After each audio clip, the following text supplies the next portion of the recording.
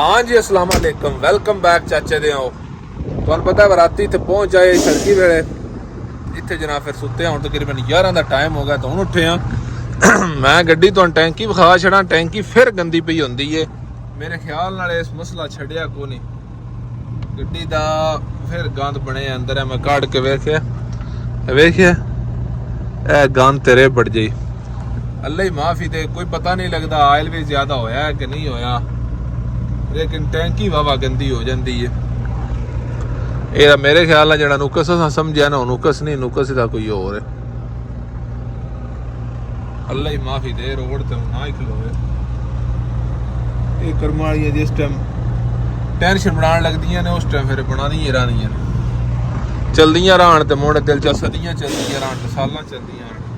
अगे 2.5-3 साल कोई मसला नहीं बनया हुण कर्म वाली जेड़ी है ना यहाँ सन मसला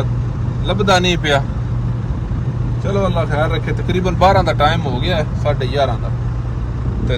राती 6 बजे का शामी 6 बजे का साडा जनाब फसा सऊदीया का तो 3-4 घंटे पहले जनाब परमिशन होनी है दुबई वाली को लंगर शंगर लाने उस तो बाद अल्लाह खैर रखे ये अगर फिर पानी पूरा करके पानी भी थोड़ा जहा घटे है तो उस तो बाद अल्लाह तुहाडा भला करे निकला ठीक है शुरू करते हैं आज का व्लॉग जो चैनल तो नवे चैनल कर लो सबसक्राइब वीडियो लाइक तो शेयर भी करते रहे ठीक है मिलते हैं थोड़ी देर पैसे जवाना चेंज करा लेने तो पुराने सिले कोई नहीं गल्लां गल्लां में फोन दे लगे नवे सिले आ गए तो सड़क उत्ते लैन भी लगी तो चल के दुकाने इतने मार्केटा तो इतों जनाब को बड़ा चंगा लंगर लाने फिर नसते हैं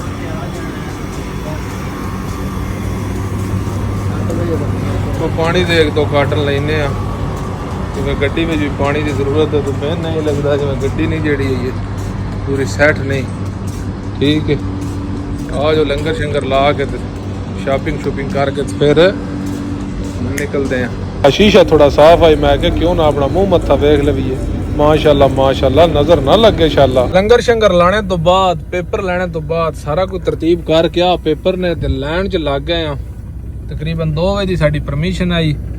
ते 2 तो लैके 9 बजे की अगला फस आई 6 बजे का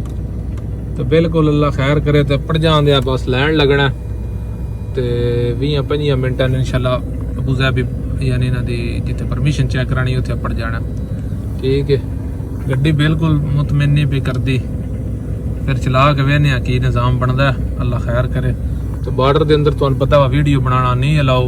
इस वजह तो अंदर वीडियो को नहीं शूट होनी हुण पता लगे दा बस साडी इत्थे दी परमिशन 2 बजे दी है तकरीबन असीं 3 बजे वड़ना है मेरे अंदाजे नाल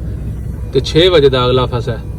ते वेखांदे किस टाइम नूं बाहर निकलिंदा की तरीका कार है राती निकल जाइदा या सवेरे निकलांदे ठीक है मिलदे हैं इंशाल्लाह बार्डर तो बाहर चलिए सुनाओ खतरकड़े हो हुण निकले आ तकरीबन टाइम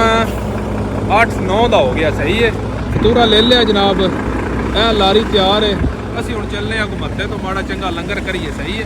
आ जाओ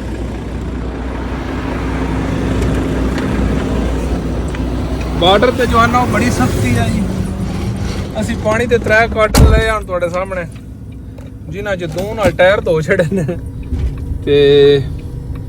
एक रेडिएटर च पा छड़िया आइए भी मजीद गड्डी का भी कन्फर्म कोई नहीं दुआ करे इंशाल्लाह फेरा लां दे तो उस तो बाद पता लगे ठीक है हुण एक बारी जेड़ा नहीं लंगरीने लंगरीने तो बाद फिर अगली तरतीब पता करा दे बन जाना है या सोना है या की करना है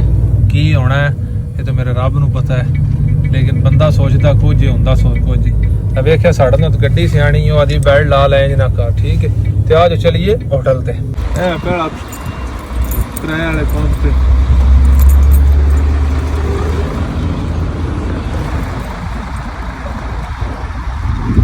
रोटी टुकर ना जनाब अल्लाह का शुक्र राज लिया तो दाल खाधी है सिर्फ दाल तो चिकन आई ना कोल बाकी लवाजमात दा दिन पकने वाले ने बंदे चेंज होए ने इस वजह तो असी पूरा आइए तैयारी नहीं कर सके मैं आख्या अल्लाह तुहाडा भला करे आई कीता तो बेसवाद ही है चलो वही मिलता है जो मुकद्दर में होता है हैं ठीक है तो सलम मार के मेरा दिल लगा पीछा टुरी है को थोड़ा बड़ा की आदे हो कोई फैसला नहीं कर पा रहे असल कला बंदा किसी वाह जोगा नहीं होता एक दो होण ना ਤੇ ਫਿਰ ਉਹ ਟੋਰਾ ਫੇਰਾ ਕਰਦੇ ਰਹਿੰਦੇ ਨੇ। ਕੱਲਾ ਤੇ ਇੰਜ ਹੀ ਹੁੰਦਾ ਤਾਂ ਇਨਸ਼ਾਅੱਲਾ ਰੁੱਖ ਵੀ ਨਾ ਆਵੇ ਕੀ ਆ ਜੇ।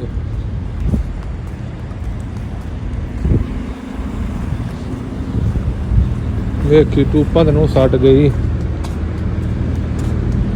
ਉਹ ਹੀ ਨਹੀਂ ਗੱਲ ਬਣੀ। ਤਕਰੀਬਨ 11:30-12 ਦਾ ਟਾਈਮ ਹੋ ਗਿਆ ਤੇ ਅਸੀਂ ਸਲਵਾ ਕ੍ਰਾਸ ਕਰਦੇ ਆਂ ਪਏ।